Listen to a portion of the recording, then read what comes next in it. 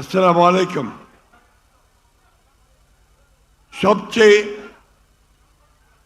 গুরুত্বপূর্ণ নির্বাচনের পরে ভবিষ্যৎ বাংলাদেশকে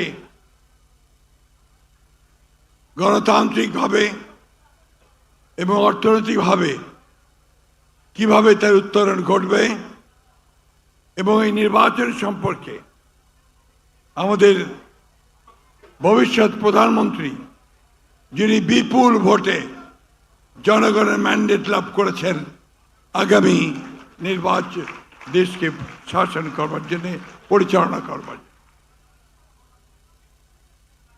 আজকে এক দীর্ঘ সংগ্রামের পরে বাংলাদেশ জাতীয়তাবাদী দলের প্রায় ৬০ লক্ষ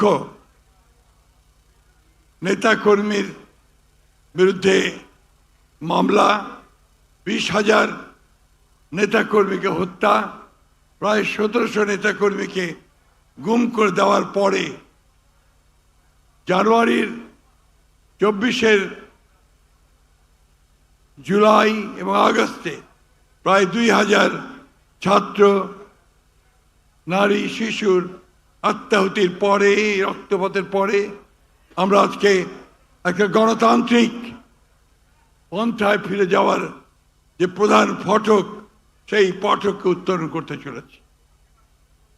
বিগত নির্বাচন প্রমাণ করেছে যে জনাব তারেক রহমানের নেতৃত্বে বাংলাদেশ জাতীয়তাবাদ যেমন ঐক্যবদ্ধ, ঠিক তেমনিভাবে 18 কোটি মানুষও ঐক্যবদ্ধ।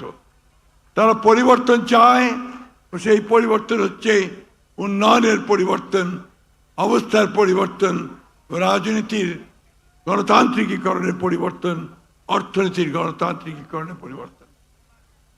এই নির্বাচনে বিজয় হয়েছে উদারপন্থী গণতন্ত্রের।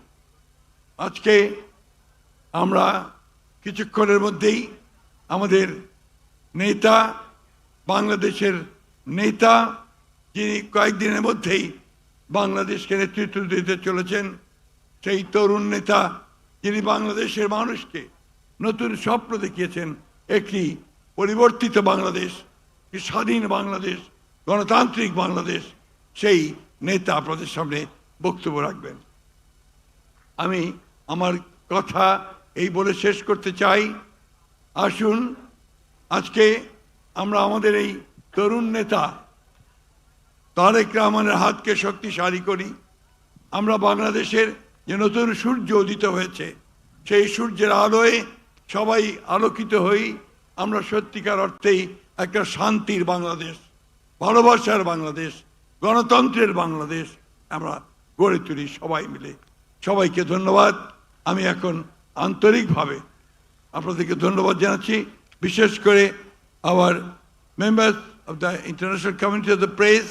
I welcome you here to attend the press conference of our leader, Mr. Tariq Rahman.